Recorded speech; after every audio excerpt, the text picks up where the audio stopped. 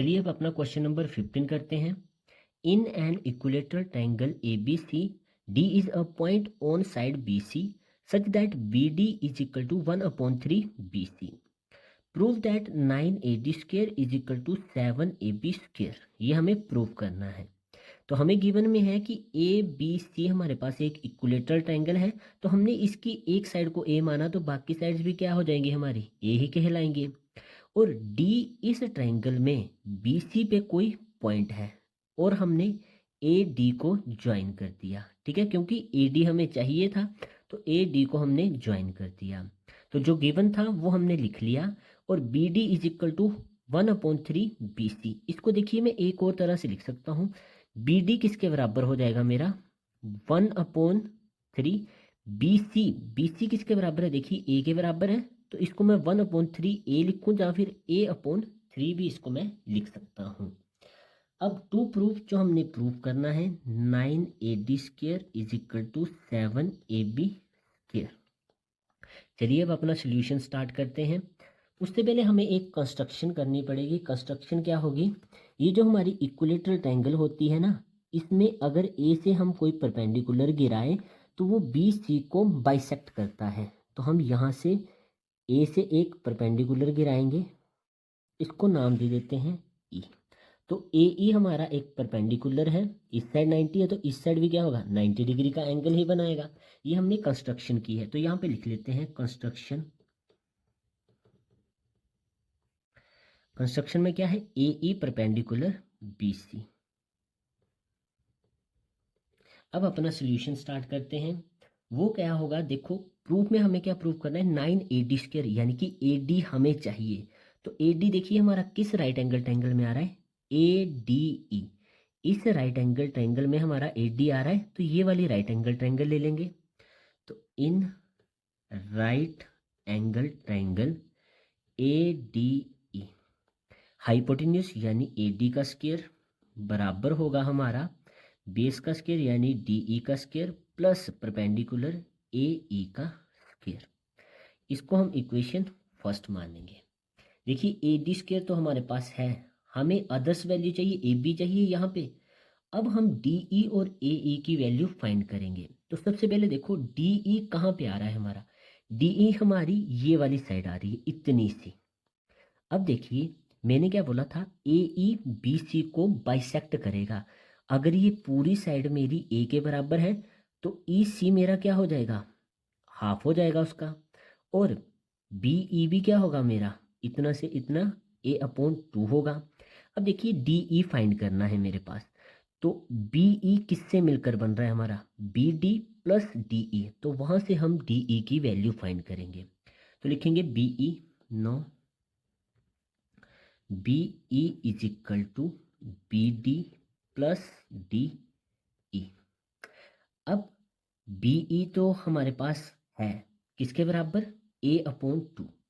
तो A/2 is equal to B D भी हमें गिवन दिया था, देखिए 1/3 बी सी। इसको हमने क्या लिखा था A/3।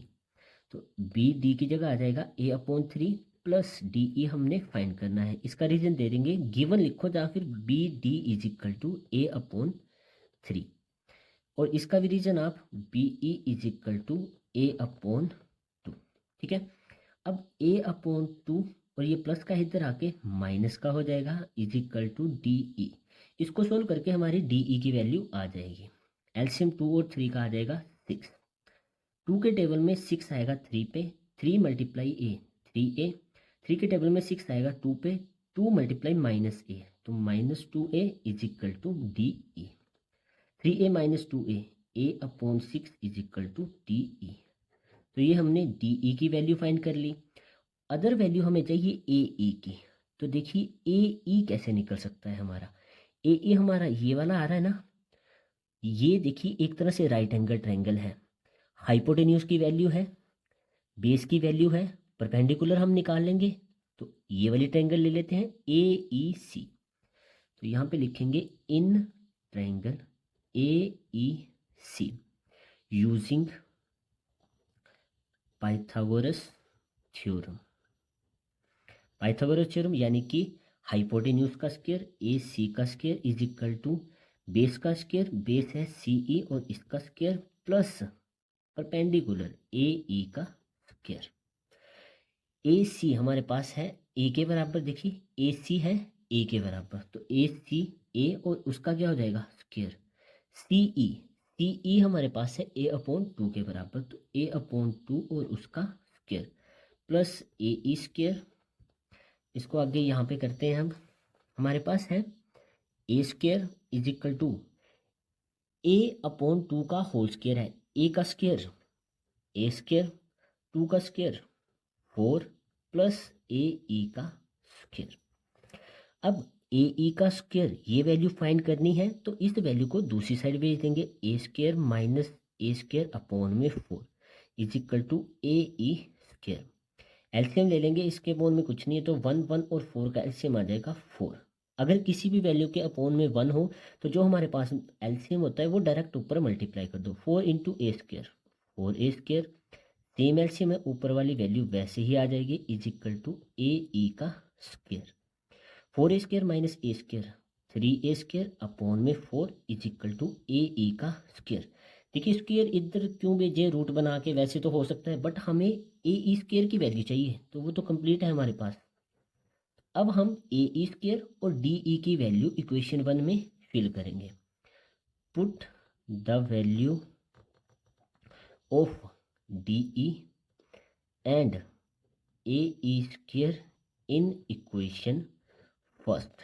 इक्वेशन फर्स्ट है हमारे पास AD square is equal to DE का स्क्वायर है, DE की वैल्यू है A/6, बट यहाँ पे स्क्वायर है तो इस वैल्यू का हमें स्क्वायर करना पड़ेगा, प्लस AE का स्क्वायर। AE का स्क्वायर कंप्लीट है, किसके बराबर है 3A स्क्वायर अपॉन में 4। AD का square is equal to A का भी स्क्वायर है, A स्क्वायर आ जाएगा, 6 का स्क्वायर 36 प्लस ये वैल्यू वैसे ही लिख देंगे। अब 36 और 4 का हमें एलसीएम निकालना पड़ेगा, तो जब हम इनका एलसीएम निकालेंगे तो वो हमारे पास आ जाएगा 36 और इस साइड है हमारा AD का स्क्वायर। दोनों का एलसीएम आ गया 36, सेम एलसीएम है मतलब ऊपर वाली वैल्यू वैसे ही लिख देंगे। 4 है, 4 के टेबल में 36 आएगा 9 पे, तो 9 इंटू 3A का स्क्वायर 9 3 जा 27, साथ में A का स्क्वायर।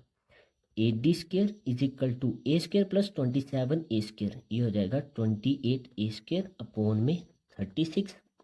अब देखिए ये दोनों वैल्यू 4 के टेबल में आती है, 4 1 जा 4, 4 7 जा 28, 4 9 जा 36, तो बचा क्या AD square is equal to 7 upon में 9A स्क्वायर। अब हमें चाहिए था 9AD स्क्वायर, तो 9 हमारा डिवाइड में आ चुका है, इस साइड भेज देंगे, मल्टीप्लाई हो जाएगा 9AD square is equal to 7। और देखिए A स्क्वायर की जगह हमें चाहिए AB का स्क्वायर, तो देखिए A क्या है हमारी इक्विलेटरल ट्रायंगल की साइड है, तो A मान लो ये वाला है, तो इसकी जगह मैं AB लिख सकता हूँ क्योंकि ये कंप्लीट साइड A के बराबर है, तो A की जगह लिखेंगे AB और उसका स्क्वायर। तो ये हमें प्रूव करना था, हमने कुछ मेथड का यूज़ किया डिफरेंट बट इजी था क्वेश्चन, आप अच्छे से समझ इसको सकते हैं। अगर कोई भी डाउट हो तो कमेंट बॉक्स में ज़रूर लिखें। चलिए मिलते हैं नेक्स्ट क्वेश्चन के साथ नेक्स्ट वीडियो में। जय श्री राम।